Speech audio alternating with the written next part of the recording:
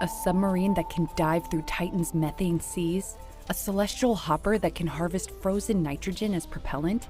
These are the types of futuristic spacecraft that could explore distant worlds for us. But while they look straight from science fiction, there's actually an in-house conceptual design team at NASA behind them. I'm Steve Olson. I run the NASA Compass team. Compass was begun in 2006 during the Constellation program. We put the team together to basically design lunar landers. How do you get people down to the surface? How do you do it efficiently?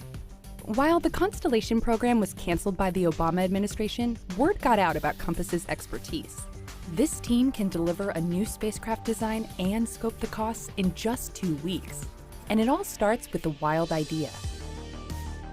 A new technologist will bring their new power system to us and say, here's a reactor, I want to put it on the moon. How would I package it? How would I land it? How would I operate it? To us, every new environment, every new place to go requires a new vehicle. So these vehicles, a lot of times they're spacecraft, but it's other times they're rovers and submarines. It's always something new, but we do about 16 designs a year. Our mantra is based on physics. There could be new technologies that need to be developed. We try to infuse those into our design, but it's still something that is based on physics. There are so many different spheres of expertise that go into designing a new spacecraft, like propulsion, materials, and software, and they're all woven in simultaneously during the development process.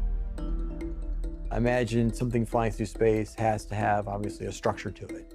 It's going to need power. You may be able to talk to it, right? So you have these science instruments that gather data. So you got to send back the data with a communication system. We have to have some kind of radiator, some thermal system to keep us at the right temperature so things don't get too hot, things don't get too cold. Of course, propulsion to get us to stop or start or go wherever we're going to go. Finally, trajectories. So how do we get to there and get back again? Ultimately, though, we want to lay this whole thing out so we have a computer configuration.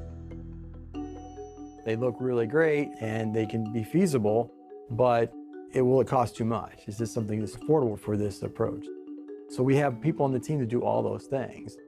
To get all these team members to work together, the team really has to think outside the box. We do need them to know what the box is that they're trying to get out of, but communication is really the key. I'm kind of like the game show host. One of my biggest roles is getting the creativity out of people. We often combine electric propulsion with chemical propulsion, which one would think those are at odds with each other, but it turns out chemical propulsion is really great when you're near a planetary body. Electric propulsion is fantastic in deep space. The technologies were already there, but how do you combine those together in a new way? So that's the creativity.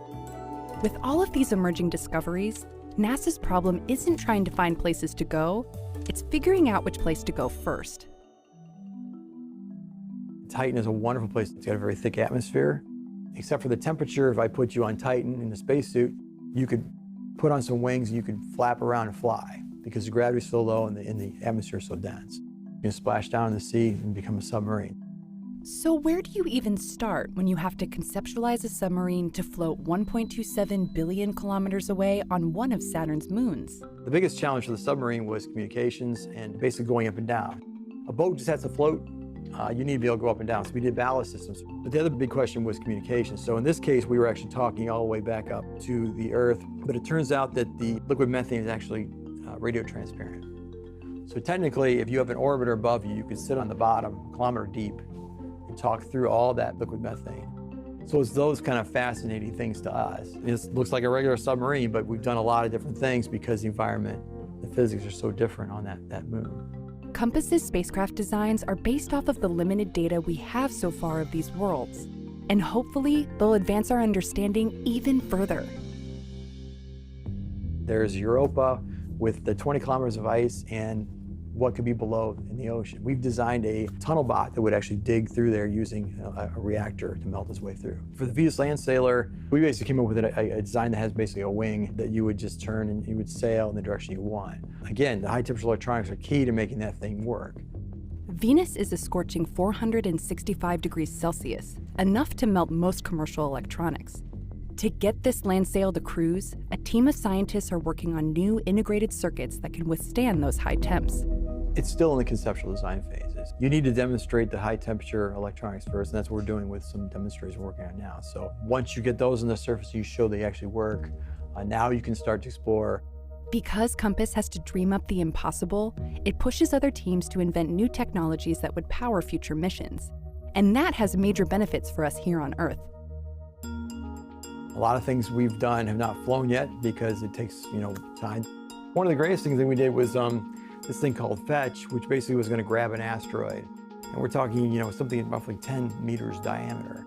Actually grab that with this bag and then use electric propulsion to push it back. So this is one of the neatest things I think we've done because this is completely out of the box. Can you actually grab an asteroid and move it back? This project was part of Obama's asteroid retrieval mission, which pledged to send astronauts to an asteroid by 2025. That mission was canceled by Trump in 2017. We have a joke here at NASA that every solar cycle, or 11 years or so, we switch from going to Mars to the moon. And that's really what's happened. Bush said we're going to go back to the moon. Then Obama came in and said we're going to grab the asteroid, go to that. Now Trump is here. Instead of grabbing the asteroid now, we're going to basically send the crew to orbit the moon. But this same vehicle that we came up with in 2012 is now the power and propulsion element for the Gateway. A lot of things evolve. A one-week study evolved into now the power system and propulsion system for what the astronauts are going to ride on. At the heart of all these designs, the Compass team enjoys the challenge. They're taking futuristic sci-fi designs and making them real. Science fiction has led the way in a lot of space exploration, just with being able to think out of the box. In fact, we have discussions on whether they're a Star Wars fan or a Star Trek fan, right? But we all love those genres. We grew up on them. Seeing science fiction movies, reading the books gives you that mindset that anything is possible and that there are new worlds out there. And the Compass team is developing new concepts so the public can get a better window on all these things, see these new fascinating things, and maybe get a little bit of better understanding of maybe how unique we are or how unique we aren't. Thanks for watching, and make sure to follow Focal Point so you can catch the latest innovations and scientific breakthroughs. Don't forget to share and let us know what you think in the comments below.